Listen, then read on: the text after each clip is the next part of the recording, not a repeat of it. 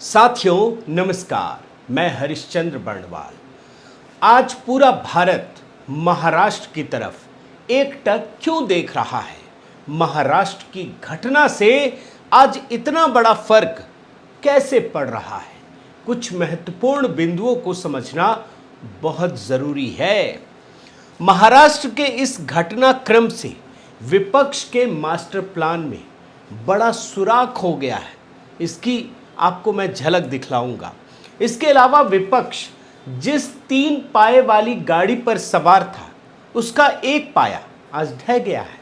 वो जो बोलते हैं ना, ऑटो वाला हिसाब है इसका, उसका एक चक्का गायब हो गया, गिर गया है भैया। वो भी मैं आपको बताऊंगा कैसे।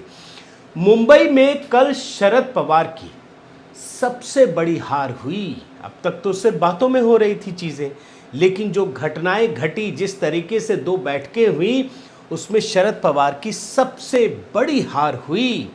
और जानते एक बहुत बड़ी बात, एकनाथ शिंदे नीतीश कुमार बनने चले थे। वो महाराष्ट्र के नीतीश कुमार बन रहे थे, भाजपा के लिए मुश्किलें खड़ी करने वाले थे। लेकिन भारतीय जनता पार्टी ने ऐसी चाल चली है कि एकनाथ शिंदे को नीतीश कुमार बनने से पहले ही रोक दिया है। अब महाराष्ट्र की घटना को समझने के लिए दोस्तों, उस रणनीति को भी समझना पड़ेगा कि कैसे मोदी को हराने के लिए विपक्ष ने बनाई थी। और इस रणनीति की खास बात जानते हैं क्या है? इसकी खास बात यह है कि ये सिर्फ और सिर्फ मोदी को हराने के लिए थी। जीतने के लिए कोई लड़ नहीं रहा था। और इसके लिए जो स्ट्रेटजी बनाई, उसमें सिर्फ ये था कि किसी न किसी प्रकार से 30-32 सीट कम कर दी जाए। आपको एक बयान सुनाता हूं, कहीं आपको देखने को नहीं मिलेगा। बहुत ही हल्के में, बहुत पहले का एक बयान है, उससे आपको अंदाजा होगा। आप सुन लीजिए। सिर्फ 30 और 32 सीटें कम करनी तो बहुत बड़ा काम नहीं है। सुना आपने? ये जो पटना में विपक्षियों का कुनबा जुटा था ना, नीतीश कुमार ही तो खेवनहार थे। उसी नीतीश कुमार के सबसे बड़े सिपहसालार ये केसी त्यागी जी हैं। अगर आप इनके बयान को नहीं समझ पाए तो थोड़ा और खोलता हूं, देखिए ना, कुछ और बात वो बताते हैं इस 30-32 सीटों को लेकर। सुन लीजिए। कर्नाटका, बिहार, महाराष्ट्र ये अकेले काफी हैं 30, 35, 40 सीट कम करने के लिए। अब इन बयानों को सुन करके दोस्तों, 30, 35, 40 जो भी कहा उन्होंने, आप थोड़ा अचरज में पड़ सकते हैं कि ये कौन सा फॉर्मूला है। क्योंकि भारतीय जनता पार्टी को पिछली बार 303 सीटें हासिल हुई थी। और हम सब जानते हैं दोस्तों कि लोकसभा में बहुमत का आंकड़ा 272 है। अब मैं पहले इस बाइट से थोड़ा ना आपको कैलकुलेशन करके समझाता हूं। इन्होंने 3 आंकड़े दिए, 32, 35, 40। मैं तीनों जोड़ के दिखा देता हूं कि अगर 303 सीटों में से 32 सीट कम कर दें तो बचती हैं 271 सीटें, यानी बहुमत से सिर्फ 1 सीट कम। बड़े ध्यान से सुनिएगा। अगर 303 में 35 सीटें कम कर दें तो बचती हैं 268 सीटें, यानी बहुमत से सिर्फ 4 सीट कम। और अगर मैं मैक्सिमम में चला जाऊं कि 40 सीट कम कर दें तो बचती है 263 सीट, यानी बहुमत से 9 सीट कम। यानी विपक्ष की कोशिश क्या है आप समझिए। ये पटना वाले बोल रहे हैं, सिर्फ 1 सीट भी अगर कम कर दी जाए तो मोदी जी प्रधानमंत्री नहीं बन पाएंगे, सत्ता में नहीं बैठ पाएंगे। यही कैलकुलेशन है। और ये वही कैलकुलेशन है दोस्तों, इस पे आश्चर्य मत कीजिएगा, क्योंकि इसी देश में वाजपेयी जी की सरकार, भाजपा की सरकार को सिर्फ 1 सीट की वजह से सत्ता से बेदखल कर दिया गया था। और इस रणनीति के बारे में कोई दूसरा नहीं बल्कि शरद पवार खुद बोल चुके हैं कि भारतीय जनता पार्टी को तो सत्ता मिल जाएगी, लेकिन मोदी जी प्रधानमंत्री नहीं बन पाएंगे। पवार साहब का ये बयान सुनिए। मुझे ऐसे लगता है कि भारतीय जनता पार्टी को क्लियर मेजोरिटी नहीं मिलेगी, उनको सीट कम मिलेगी। सिंगल लार्जेस्ट पार्टी हो सकती है, और सिंगल लार्जेस्ट पार्टी होकर वो चाहे वो प्रधानमंत्री हो नहीं सकता।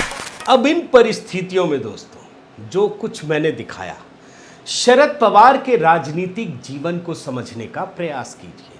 जो काम शरद पवार ने 43 साल पहले मुख्यमंत्री वसंत दादा पाटिल के खिलाफ किया, वही काम उनके भतीजे उनके खिलाफ कर रहे हैं।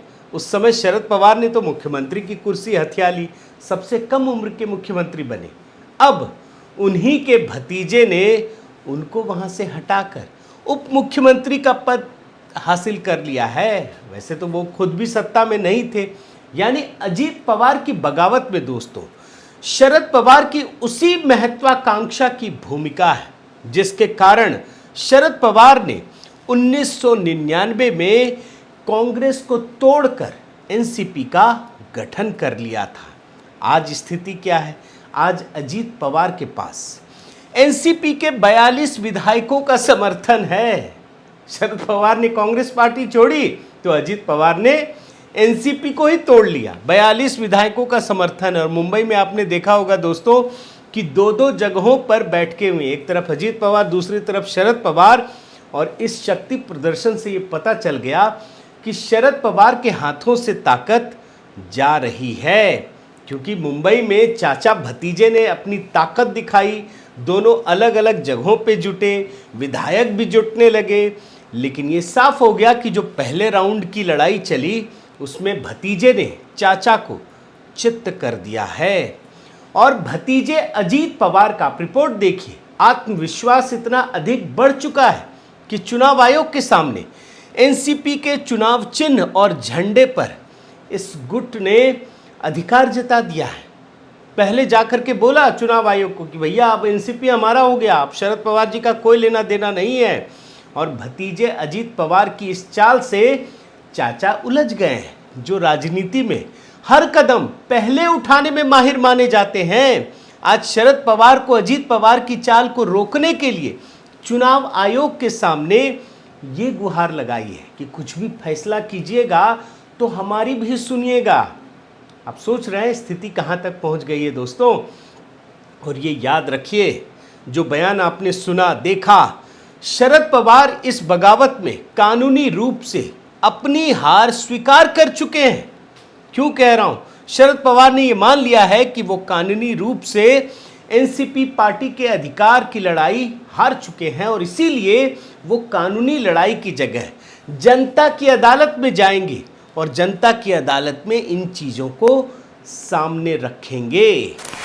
अब एक बात आपको समझना पड़ेगा दोस्तों, ये परिवारवादी राजनीति का भी इम्तिहान है। शरद पवार ने अपनी चाल से अजीत पवार के कद को पार्टी में खत्म करने के लिए जो कदम उठाया उसका परिणाम उनको भुगतना ही था।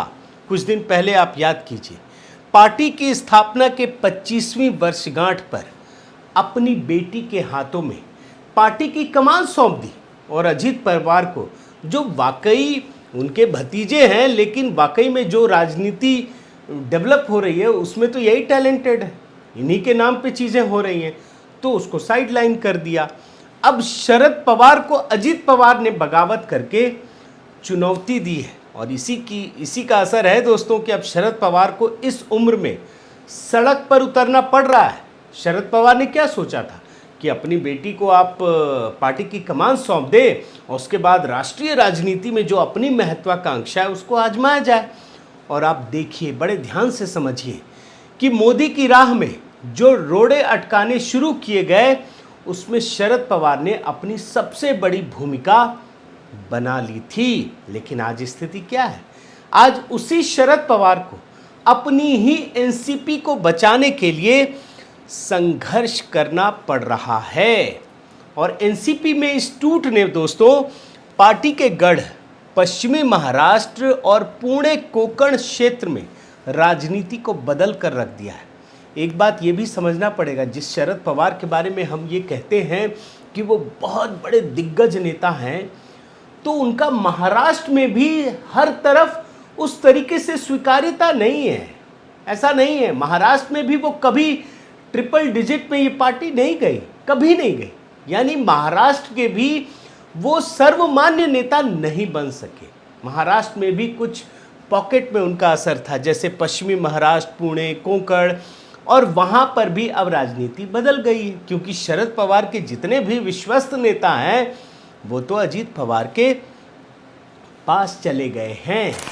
अब एक बात को समझने का प्रयास कीजिए दोस्तों, जो महाराष्ट्र में आने वाला विधानसभा चुनाव है, लोकसभा चुनाव है, वहां तो दो प्रमुख पार्टियां, एक शिवसेना, दूसरी एनसीपी, दो भागों में बंटकर चुनाव लड़ेगी। दो दो गुट चुनाव में लड़ रहे होंगे।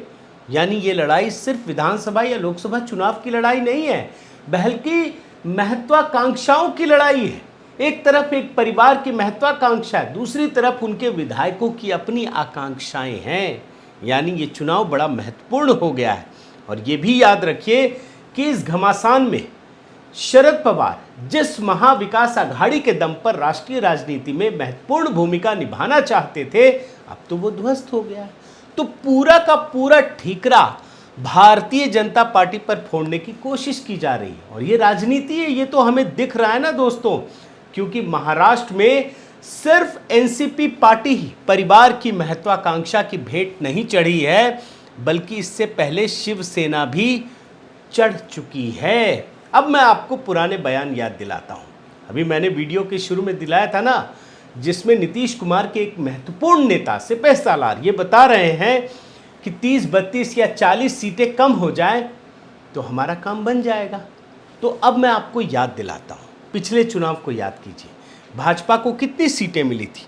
भाजपा को 23 सीटें, सहयोगी शिवसेना को 18, एनसीपी को 4 और कांग्रेस को 1 सीट मिली थी। ये मैं 2019 की बात बता रहा हूं, जब शिवसेना भाजपा साथ थी।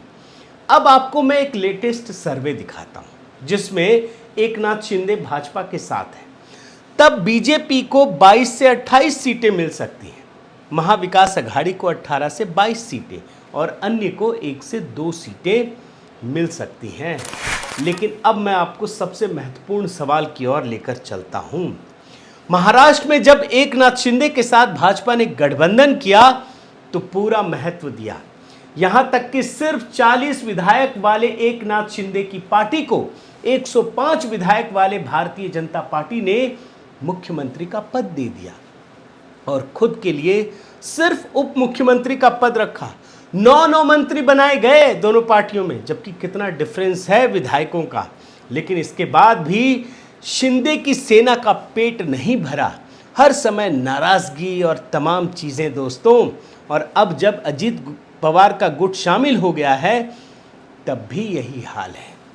तो कुल मिलाकर दोस्तों, मैं आपको एक नई तस्वीर दिखाता हूँ कि जैसे जैसे ये लोकसभा चुनाव नज़दीक आता, ये एकनाथ शिंदे गुट है ना, इनकी महत्वाकांक्षा बढ़ती चली आती। सिर्फ 40 विधायक हैं, लेकिन इनकी मांग, इनके मंत्रालय की मांग और तमाम चीज़ें, ये तो बढ़ता ही जा रहा था। उसको कैसे काबू में किया जाए। और ये एकनाथ शिंदे नीतीश कुमार बनने चले थे, ये पटना के नीतीश कुमार बन रहे थे महाराष्ट्र के। भारतीय जनता पार्टी शायद इस बात को समझ रही थी और इसीलिए एक तीर से कई निशाना साधा। दो परिवारों को उनकी ही पार्टी से अलग कर दिया, दोनों पार्टियों में 2-2 गुट बन गए। और इसके अलावे जो नीतीश कुमार भाजपा को इतनी मुश्किलों में डाला, मतलब जैसे कहते हैं ना कि दूध का जला छाछ भी फूक फूक कर पीता है, नीतीश कुमार को अब वो महत्व नहीं दे रहे हैं। तो फिर यहाँ एकनाथ शिंदे को कैसे उनकी औकात से भी आगे बढ़ने दिया जाता। तो महाराष्ट्र की राजनीति दोस्तों इस समय 2019 के लोकसभा चुनाव से पहले एक केस स्टडी की तरह है। ये मत समझिए कि कोई किसी का एकदम से अपना हो जाता है। जब अजीत पवार अपने चाचा के नहीं हो पाए तो भाजपा के होंगे क्या? जब एकनाथ शिंदे ठाकरे परिवार के नहीं हो पाए तो वो भाजपा के होंगे क्या? सबकी महत्वाकांक्षा हिलोरे मार रही हैं। तो ऐसे में मोदी जी जानते हैं कि अगर देश को आगे ले जाना है तो राजनीति भी ज़रूरी है। अगर आपको सीट ही नहीं मिलेगी, आपको बहुमत ही नहीं मिलेगा, तो विकास के काम कर कैसे पाएंगे? उम्मीद है आपको ये सारी चीज़ें समझ में आएंगी। मैंने कोशिश की महाराष्ट्र की राजनीति को हर तरीके से डिकोड करने का प्रयास कर सकूं। बहुत बहुत धन्यवाद। आपसे निवेदन है साथियों कि आप मेरे इस चैनल को ज़रूर सब्सक्राइब कीजिए, लाइक कीजिए, शेयर कीजिए, कमेंट कीजिए और इस बेल आइकन को प्रेस करना मत भूलिएगा। नमस्कार।